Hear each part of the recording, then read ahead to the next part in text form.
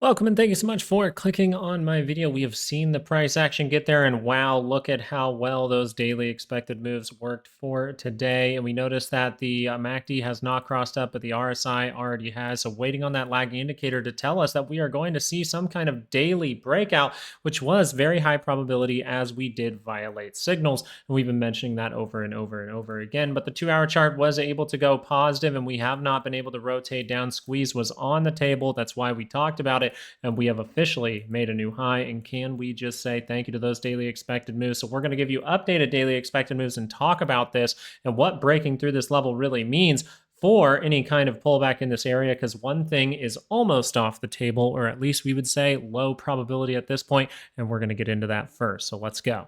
That 2-hour chart, we were suggesting to watch out if that thing continues to go negative, because we're going to talk about something that was slightly taken off of the table as of now. This market really likes to go in that upward direction. You can probably do that just by zooming out on a weekly or daily chart. You can see that most of the time the stock market is heading in which direction? That is up. And as we do break through this, not only is the technical analysis saying that the MACD is up in positive territory. So if we do curl down in this area, we're very likely to carve out a higher low. We're very likely to maybe take care of some gaps, but something that would be low probability according to even price action now as we break through this level would be breaking this low and going to make a new one. So if you do get a pullback, and you don't have to get a pullback on the 2-hour in this area, because we got things like earnings and things like that, but you do have a 2-hour that is curled up positive in positive territory, and we have not gotten to that weekly expected move. So if we want to see that 2-hour, remember when we said if the 30 minutes able to curl up into positive territory, that means the 2-hour is very likely to go to next week's weekly expected move.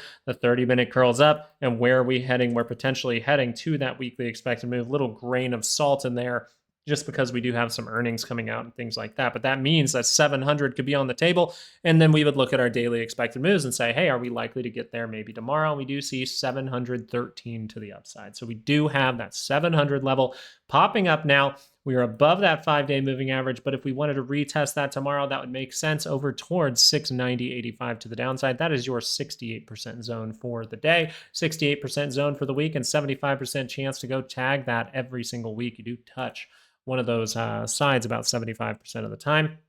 So that would really tell us that if the 2-hour is not able to see any kind of resistance here, and the 30-minute is just squeezing, we could see a 30-minute pullback, but it would just be that. We do not see any kind of reversal signal here. That's why we were saying be hesitant. You do have something that says you can pull back into these areas. We would like a pullback into these areas, but for now, we do see a very positive move from the 30-minute. Squeeze is on the table, and we have that move right in that area waiting for you at 700. So what you would be looking for here, maybe for the next opportunity, would just be a 30-minute pullback to head to the upside. Is that absolutely necessary? No, we can continue to squeeze, but a 30-minute pullback would be your next opportunity. And if you did see a moment of volatility where the 2-hour was able to pull back, price action and technical analysis both here are suggesting to watch out for what?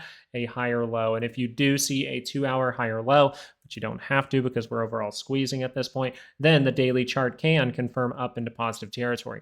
All of this needs to be taken in consideration while also looking at VIX, okay? So make sure to stick through us. We're just going to give you some critical levels for the Qs, run through it a little bit quicker, and then we are going to get into volatility. You have to be very aware of those volatility signals. So we're going to go over the VIX and the VVIX after the Qs. Now, funny enough for the Qs, they have actually seen the daily confirmation with the price action above that 9-day moving average. We can come down and retest those things, but we do see a confirmation from the MACD, confirmation from the RSI. This is why we were really telling people, watch out, because a lot of things were violated on the SPY. And yeah, the Qs look a little weak, but usually you have to see it on the SPY and volatility all at the same time. And we just didn't see those things. So we were mentioning this for the past week or so. And so hopefully you are able to benefit from some of this information. If you are, if you think that this stuff is helpful, hey, leave a like on the channel, maybe even subscribe. We do see that the daily chart was able to confirm up. Very, very nice, as the 2-hour chart was able to squeeze and go positive. So you only got the little bit of 30-minute stuff going on in here to curl to the upside. Makes total sense. Can we get to that weekly expected move tomorrow? Once again, earnings and things like that can really shake it up, but the daily expected move is 637.94 to the upside, 624.18 to the downside. So we do have that 68% zone for tomorrow, 68% zone for the week, and 75% of the time you will tag one of these sides. And which way do you think is easier to tag as of right now? The upward one, okay. But we can do some analysis here based on price action and based on technical analysis. So we do see the technical analysis here coming into play with our indicator, the MACD, keeping it very simple, guys. More information. You do, I mean, I don't really tweet that much, but I just wanted to put out there, more information is not better information. More technical analysis is not better technical analysis. Keeping things very simple has actually benefited me more than back when I used to do technical analysis for 6 hours a day and just keep analyzing, keep analyzing. Something that really, really helped me out was breaking it down to what do I actually need to help me find out which direction the market is very probable to go. Well, I need to see the 30-minute curl up into positive territory off of the 5-day moving average, and that tells me with the higher low that we are likely to go to next week's weekly expected move. You are actively seeing in real time something that we've discussed multiple times in 2025 and now in 2026. If the 30-minute curls up, that is a sign that the 2-hour wants to extend. And look at the 2-hour is starting to extend so high that your technical analysis and your price action are both saying that even if the 2-hour curled down here, it would be very, very low probability to go make a new low at this point. It actually would be much higher probability to just get a pullback down to maybe a 30-minute pullback down to that 624. It would be very high probability if you did curl down to these areas and carve out a higher low on the 2-hour chart. But the Qs are saying we don't have to do that. The daily has already confirmed. That means you need to go into your 30-minute chart. You need to see that there is no divergence. The little divergence that was here on the Qs that was suggesting we could roll down today did not. It completely got invalidated this morning. That's why you don't try to short something that is obviously looking like a squeeze and not in any way going super negative at this point, and it is above the 5-day moving average. Very difficult to make those short decisions. When we actually see topping signals, I will mention it on this channel. We didn't see topping signals. So make sure, like I said on Twitter, that you are screenshotting the people who you think you trust, who are saying and moving that goalpost over and over and over. It is like is toxic to read all of those kinds of things. It really does actually put a stink in my mouth because people really butcher technical analysis by overcomplicating it to fit their narrative. Think for yourself, see that it's in a positive trend, see that things are curling up into positive territory, and see how positive this move is. Because if there is no divergence here, no lower high here for the Qs, then the next time that 30 minutes able to pull back down to test that 5, you're going to be by that center line. You curl up into positive territory. The highest probable thing here is that you will either continue squeezing or you will see a 30-minute to 2-hour pullback that gets you by the center line that curls into positive territory. Thinking this way is very, very nice. What does this tell you? You're above the 5-day. You're in a serious positive trends. So pullbacks will be bought up by buyer demand, which means what kind of trades are going to be easier to execute on? Bullish ones.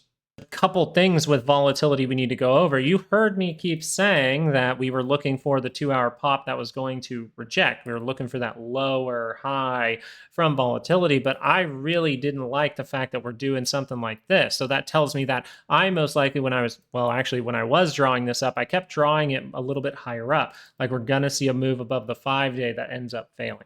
And that's what I really want to see here. And now we're starting to see it come to fruition. So we do see the 30-minute chart trying to curl up into positive territory right now, giving you somewhat of a divergence on the MACD. That does tell us that the 2-hour move can get a little bit of a move here. Maybe we see 2 moves from the 30-minute, but it does say that this has higher probability to be a lower high, and the 2-hour MACD is still in negative territory, suggesting that even if we get a pop in volatility here, that it would be a lower high. Why are we looking for a lower high here? Because if we get a lower high, that means the market might pull back, right? If we are able to extend here for volatility for a moment, the market might pull back. But if that is able to curl down and we're able to see it curl down, then we can see the daily confirmed down in negative territory for volatility. And that can really get us into a nice little squeeze for the market to actually squeeze up to potentially the monthly expected move in February.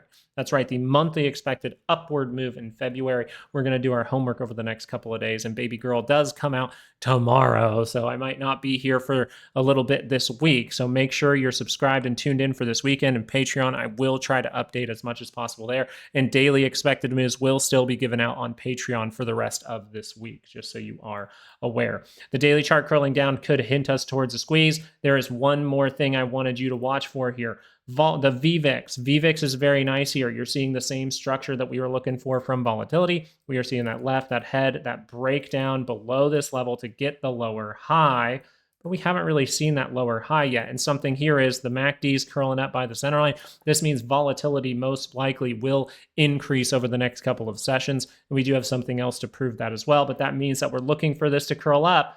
While this is curled up and while volatility is curled up past that center line, I don't necessarily want to be bullish right then. We most likely will be pulling back at that point. But if this is able to roll, that would mean the volatility of volatility is going to subside.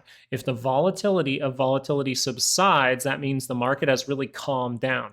When the market has really calmed down, are we likely to see big crashes? No, when the market has calmed down, we are likely to just see that nice little drift, oh, little pullback, nice little drift, up, little pullback, oh, nice little drift, up, little pullback, and people are going to call crash, crash, crash all the way up.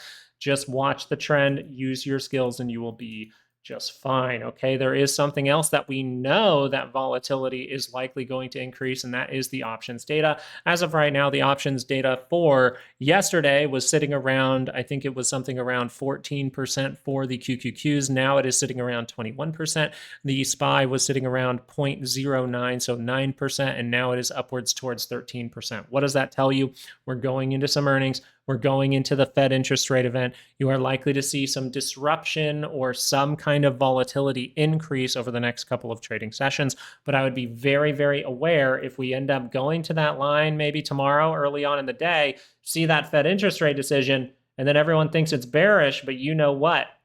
It can be bearish. We can make lower highs and things like that. But if I start to see that 2 hour, if I see that 2 hour carve out a higher low here, it is very likely that we are going to squeeze to the upside in February as we just made a new high. Very, very nice for the market. I hope that this information was very helpful to you. I know I'm having to speak very quickly. I just don't have a lot of time. We're getting prepped and ready. Baby girl gets here tomorrow. So I might not be here for you guys the rest of the week, but I will be posting the daily expected moves on Patreon, and I will try to still come out and get you your weekly expected moves for the SPY and the Qs this weekend. Thank you guys so much for being a part of this community. I hope that you guys are getting something actually useful and helpful from these videos. But other than that, guys, I wish you all the luck in the world with your trading, and I hope you have a fantastic night. Peace out.